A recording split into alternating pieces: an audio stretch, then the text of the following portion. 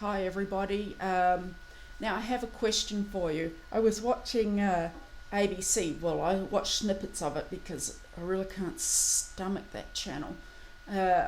Question and answers. I was actually flicking through channels and I watched this question and answers, and once again I hear them regurgitating the same bullshit over and over and over again. And this time it was about um, Alan Jones is a radio presenter in Sydney on 2GB, and a few weeks ago he made a comment that gillard should be chucked in a chaff bag and taken out to sea and let swim home. Off the cuff remark, every Australian out there knows it's a joke, and every Australian out there probably thought it was funny.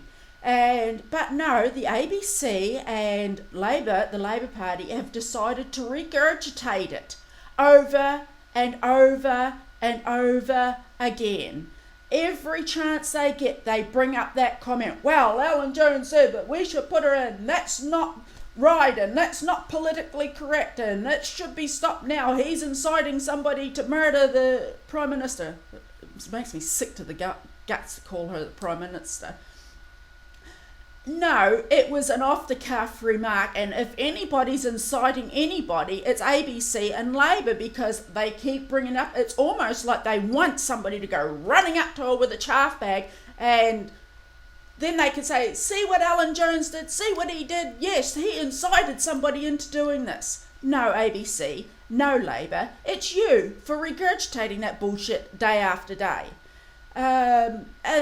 It needs to, if anybody needs to be stopped, they need to be stopped. You know, we're sick of hearing it. Stop treating Australians like they're little kids, and take that politically correct broom out of your ass and stop treating us like we're kindergarten kids. We understood it was a joke, so move on. We're sick of hearing it. The other thing is, they had this plebiscite on there.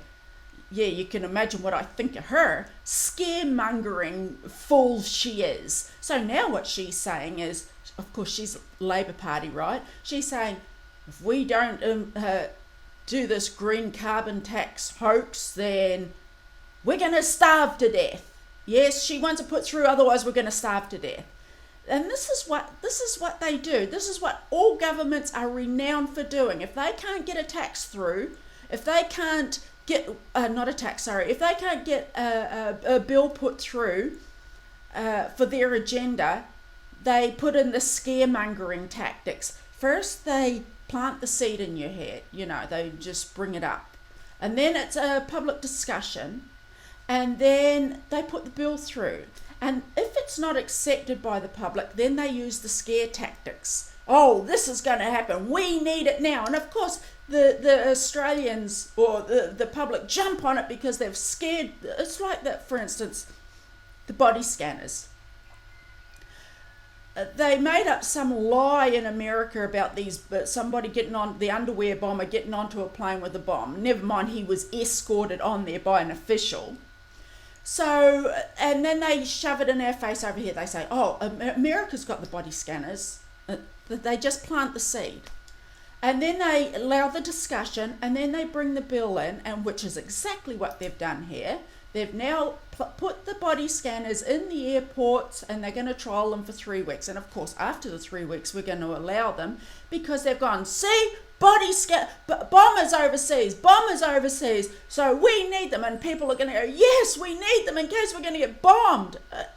There is no threat. It's just their political manipulation to get you to accept what they want you to do to you. There's no need for body scanners in Australia, and I'm actually surprised, now that I'm on this track, that they've never done anything over here but to pull the Australians into line, going, yeah, see, look, you've been bombed, see, mass murder. But I'm sure once the Australians start to stand up for themselves, they'll bring something in like that. I don't put it past them for 1 second, not 1 second. The boat people that we've sent excuse me, over to Malaysia, we're going to pay for them for the rest of their lives. As long as they're alive, we pay for them.